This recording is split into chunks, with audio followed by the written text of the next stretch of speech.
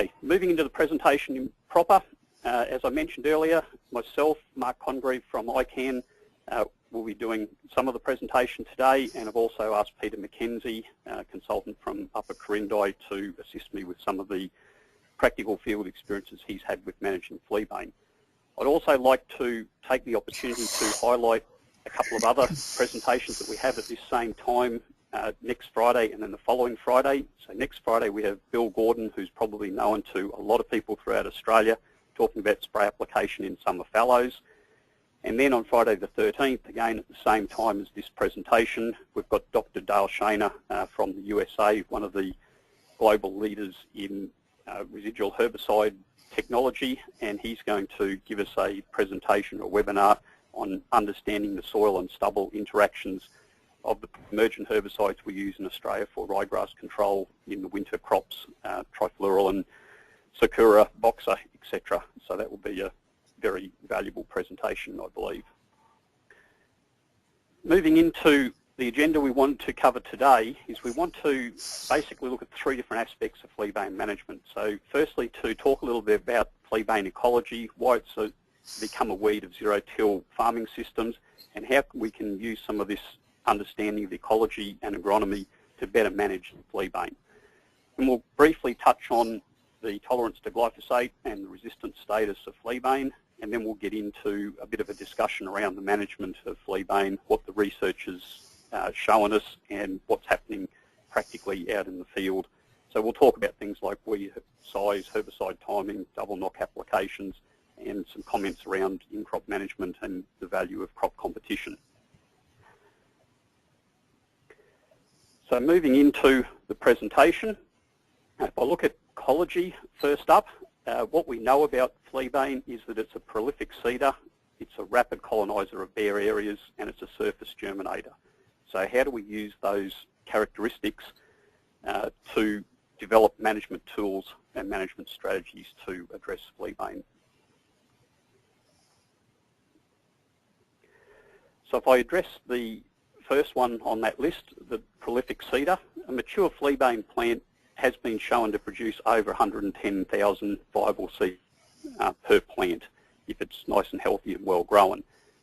If you look at, you do some simple maths, if you've got one plant per metre squared out in a fallow paddock and that's left to go to seed, that will produce over 1 billion viable seeds per hectare to cycle the next generation of Fleabane.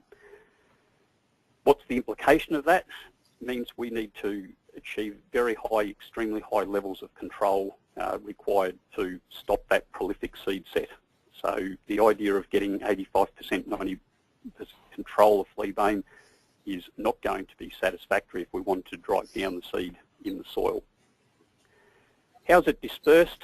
I think most people know that Fleabane is a fairly light, fluffy seed and it's dispersed by wind and physical movement, but I did extract some research data here where they looked at, in this particular situation, Fleabane released from 0.6 of a metre high, so about the height of a mature plant, and how far does it theoretically travel before it actually falls to the ground surface. And you can see there are a range of different wind speeds. And if we look around the 20 to 30 kilometres an hour, in theory the seed will fall somewhere within 20 metres of the base plant. Now I put that information in because we do talk about wind dispersal, but what I hope that's highlighting is that the majority of Fleabane is being generated from within the paddock, yet there may be some recruitment of seed coming from fence lines and roadsides and stuff like that, but we really need to be managing what's happening in the paddock to really get on top of Fleabane distribution.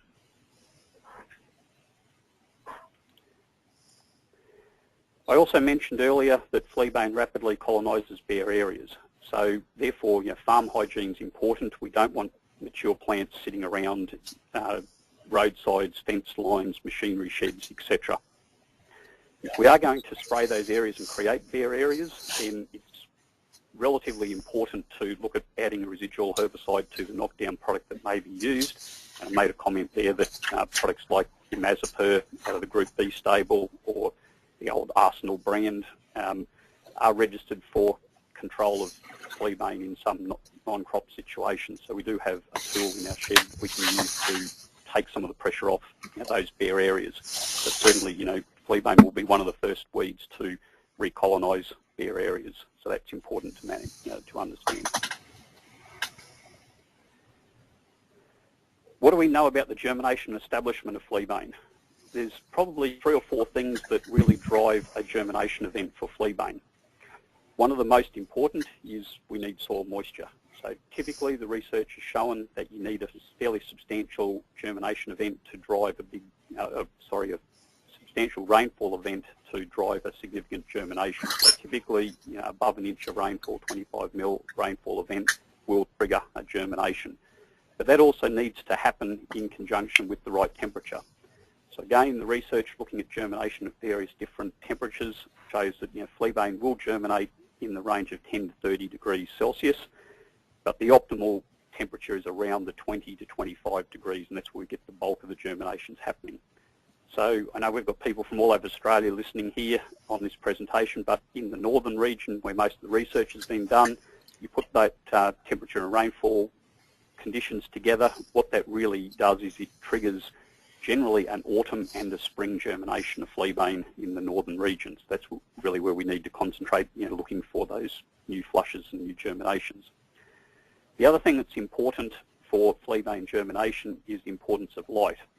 And you can see there from that graph that I've included in this presentation that when you've got no shading or even up to 70% shading in this situation, we're still getting 40 to 55% of the Fleabane sitting on the soil surface will germinate. It's only when you're getting up to 90 to 100% shading that germination is really retarded. But that does highlight there that if you have got a really competitive situation, or you've got a pasture situation or something like that where the light isn't getting down to the soil surface, you don't get a lot of Fleabane germination. What else do we understand about germination establishment? Another important characteristic of Fleabane is that it won't germinate from anywhere but the soil surface. So once you're getting seed placed less than 1 centimetre depth in the profile, the germination is substantially reduced to almost eliminated. So very much as a surface germinator. That does give us the potential to look at some other tactics, such as burying the seed to reduce the viable the seed bank that's going to germinate from the soil surface.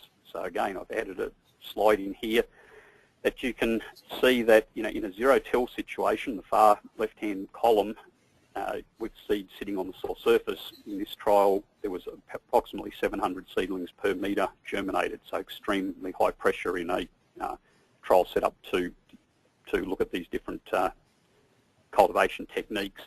And then there was a range of cultivation treatments applied to that same seed bank, and you can see that there's a vast reduction in numbers by burying some of that seed.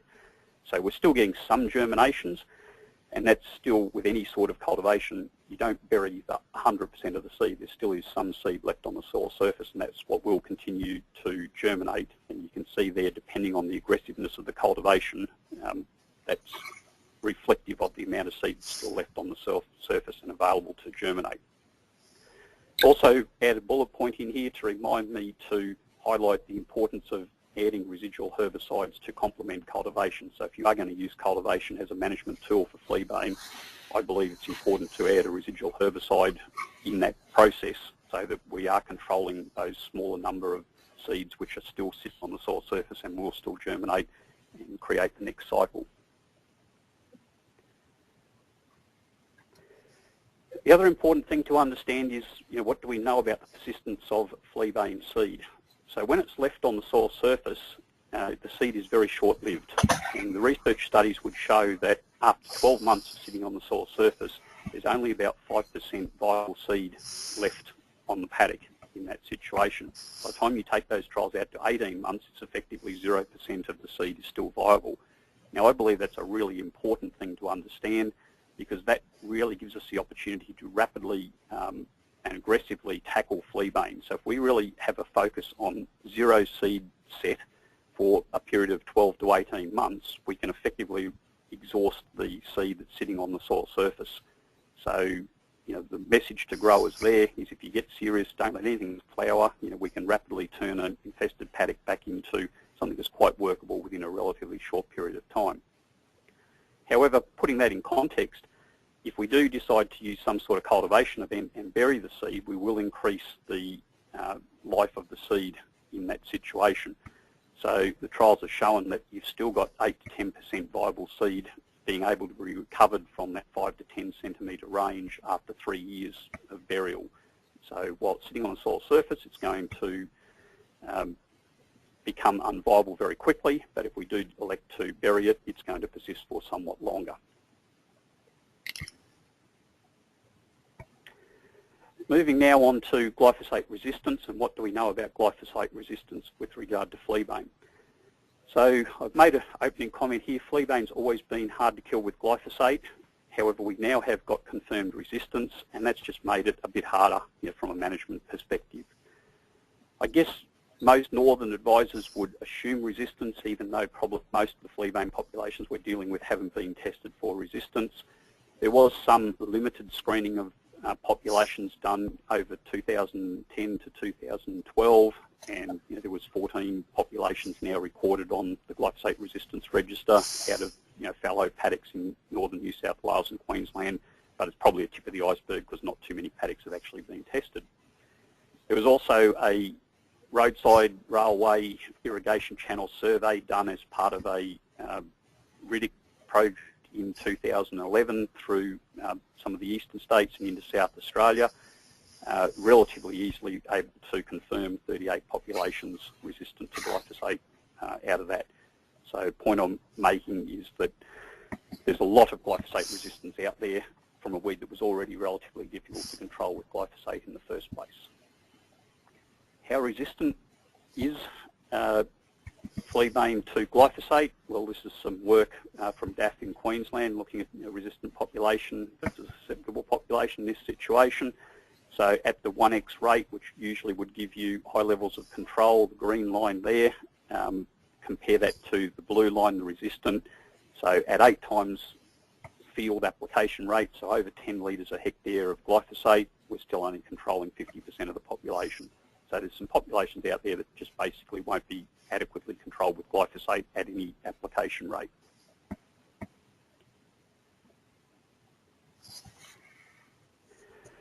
What I want to move on to now is what are we actually going to do about fallow management and the importance of monitoring for spring and autumn flushes, the importance of treating young weeds, so when they're, say, less than 6 weeks old and before they're starting to develop the big taproot that you get with fleabane, and some tips and understandings of the double knock application. And at this point in time, I'm actually going to hand the presentation over to Peter McKenzie, and Peter's agreed to talk about the actual management of fleabane out in the field. So Erica, if you want to hand over to Peter, I'll invite Peter in to talk to the presentation. Pete, you should have control now. Thanks, Mark. Thanks, Erica. Morning, everyone. The two big flushes, as Mark said, tend to be spring and autumn. You can get flushes outside that, but the major ones to monitor for are in that spring and autumn sort of period. We should be aiming to treat young weeds. As with all weed control, treat small weeds often. And you can see in the picture to the right there with the pen and the 3 plants, there's some relatively young weeds there. However, the one on the far right has got quite a big taproot on it, so it's got quite a bit of energy stored there already. And if you really look at it, it is starting to bolt. So our target should be to sort of control plants before they start to bolt.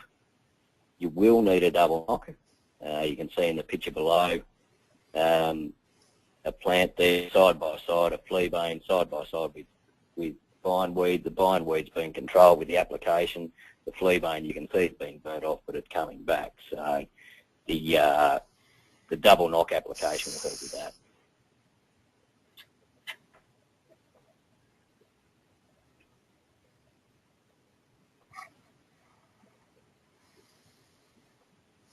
Erica, that's not moving through. Are you able to move me through? Yep. It's come through now. Yep, sorry, here we go. Sorry, it's just a bit slow. So to highlight that, treat the young weeds, all our data shows that we have reduced control with increased weed size or weed age. So you can see the dark blue bars on the left is weeds of 1 month old with various control options along the bottom. And then when you move into the 3-month weed age, you can see that the control is reduced. Now, an important thing to note on this slide is the 1-month-old weeds are at the lower label rates. The 3-month-old weeds are at a higher label rate. So even at higher label rates, we're getting reduced control with increased weed size.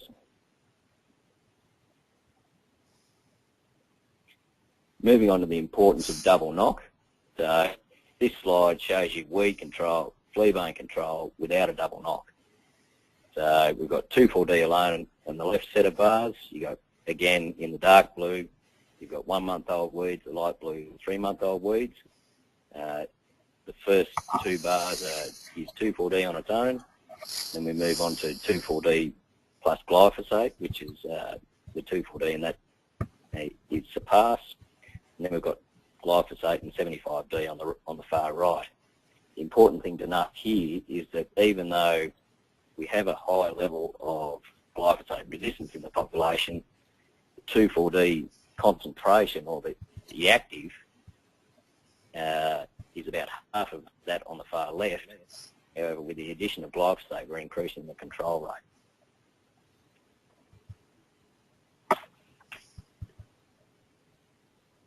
So moving on to the double knock, so same slide. Single knock is the blue bars, the double knock is the pink bars. So that shows the increased control with a double knock. So the timing of the double knock sort of can vary between 7 and 14 days. Some people say that you probably shouldn't do your double knock until you see a 2,4-D effect in the fleabane. It varies. I try to target 7 days, because if you don't hit that 7-day mark, well, it gives you a little bit of leeway, a little bit to get back. So you can see exactly the same thing here. None of these are giving you 100% control, so you probably will still be looking at some additional control post these, like a roguing or a spot spray job. Even with the 75-D, you're still not getting 100% control.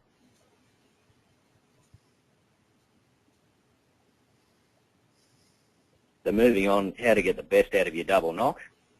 So for the best control, and some say the cheapest, because if your spray doesn't work, well, that's expensive. So you've got to ensure your boom is set up correctly. So if you look at the picture on the right there, the boom height is actually set for a double overlap pattern at the top of the ruler, whereas it really should have been another 5 or 10 centimetres above it, and the fleabane has missed the double knock at the top of the plant that's trying to grow again. As we said before, treat young weeds, treat them often. Avoid stressed weeds if you can, because as with all weed control, stress is one of the major drivers of how effective your spray will be. 70 to 100 litre spray volume, particularly with your double knock with the Group L with the gramoxone.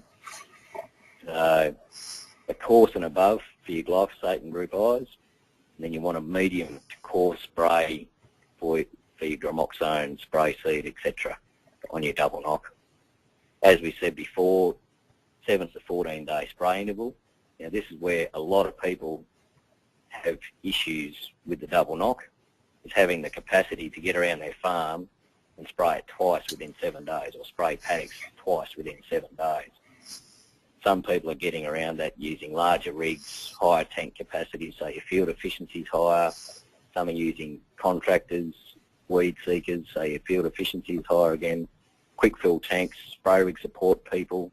There's all sorts of ways you can get around it, but that 7 capacity is one of the major things that drives the success of this system. And then also consider adding a residual to your second knock. So just gives you that extra comeback on the plant if it does try and get away again. So I'll pass it back to Mark now, and he'll run us through some of the herbicide options that we've got for fleabane control.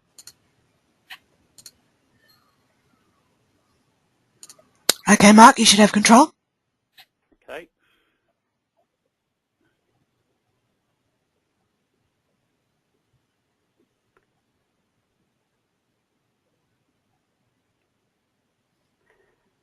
slides. Hasn't headed over. Do you want me to try again? Yeah, you might need to try again. Okay. Try now. Okay. I've put together two slides here in the presentation. One's got more detail than the other, but this first slide is just a summary of the herbicides which are now registered as of November this year for Fleabane control. What I wanted to highlight here is a number of new registrations which have emerged in the last 12 to 18 months, maybe into the last 2 years, and the diversity of mode of action groups that we've now got registered. So we've got examples from Group C with Turbine now having a fallow claim for Fleabane residual control, Sharpen out of Group G, Balance out of Group H, and then a series of Group I products with the Amicide products, the 75D, and the new Fallow Boss Tordant products that Dow AgroSciences have just launched in the last month or two.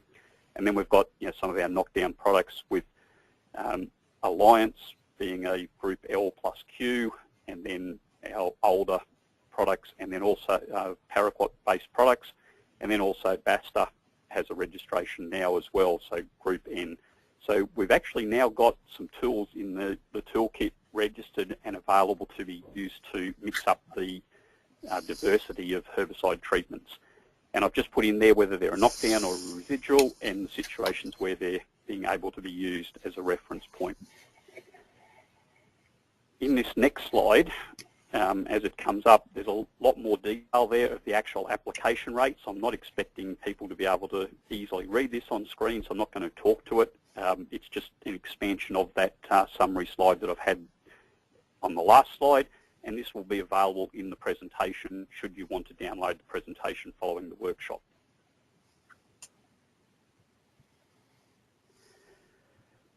One last thing I want to touch on in the time we've got available this morning is the in-crop weed control.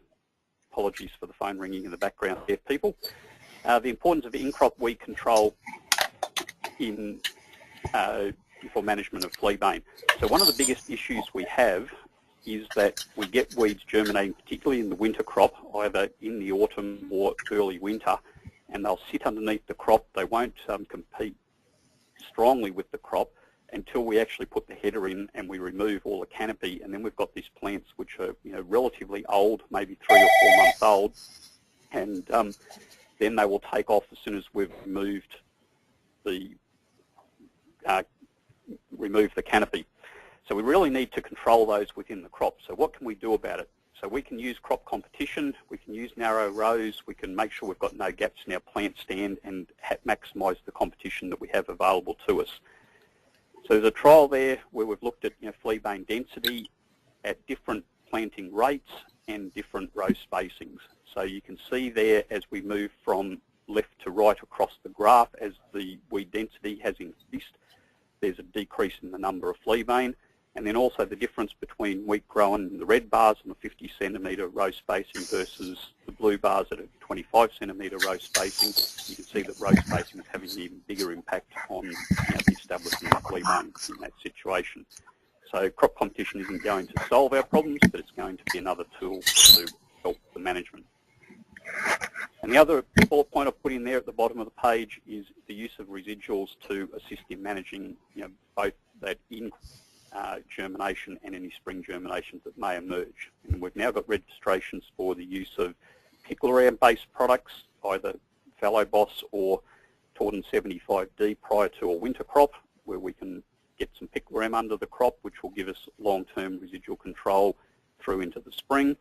And in a chickpea rotation in the north, we now also have Balance registered for the same use pattern, where we can put that down under a chickpea crop and effectively get a much cleaner crop come harvest time.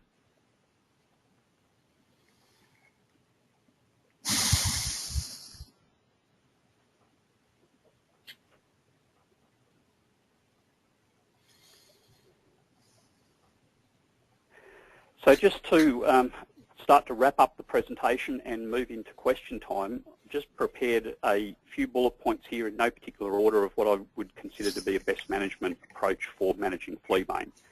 So the first thing to consider is farm hygiene. So avoid bare areas, clean up the roads, let's clean up around buildings on the farm, make sure we're not getting plants reinfesting paddocks. And as you saw earlier in the presentation, one Fleabane plant can cause a huge number of seeds to go back into the seed bank.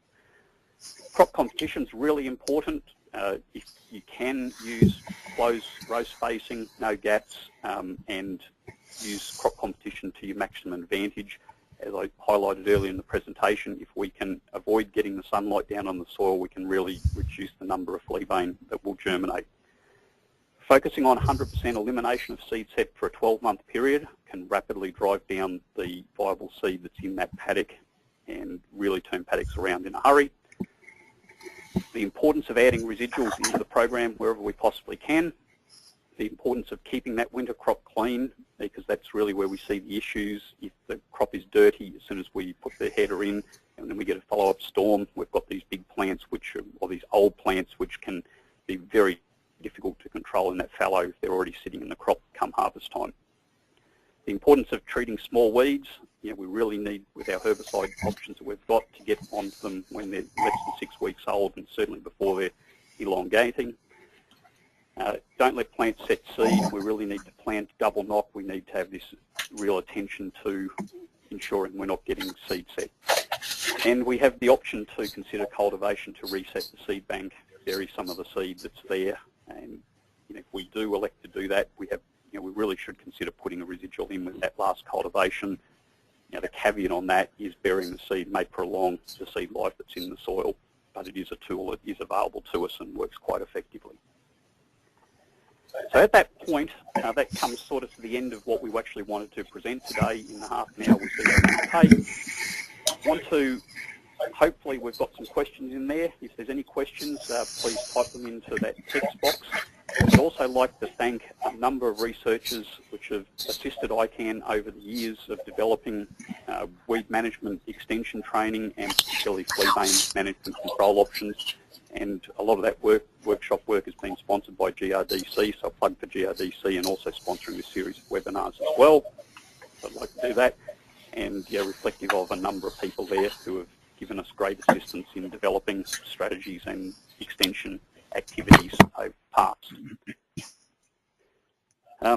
While Erica's compiling some of the questions there, I'd just like to highlight that there's a number of other resources that are available. Hopefully my next slide's going to come up. And okay, so it's just come up. There's a number of GRDC fact sheets, and out of the Floppy project and the DPI project in Queensland, they've also got a number of fact sheets as well. So again, in this presentation, I've added links to some of those fact sheets which are available should you want more information on Fleabane.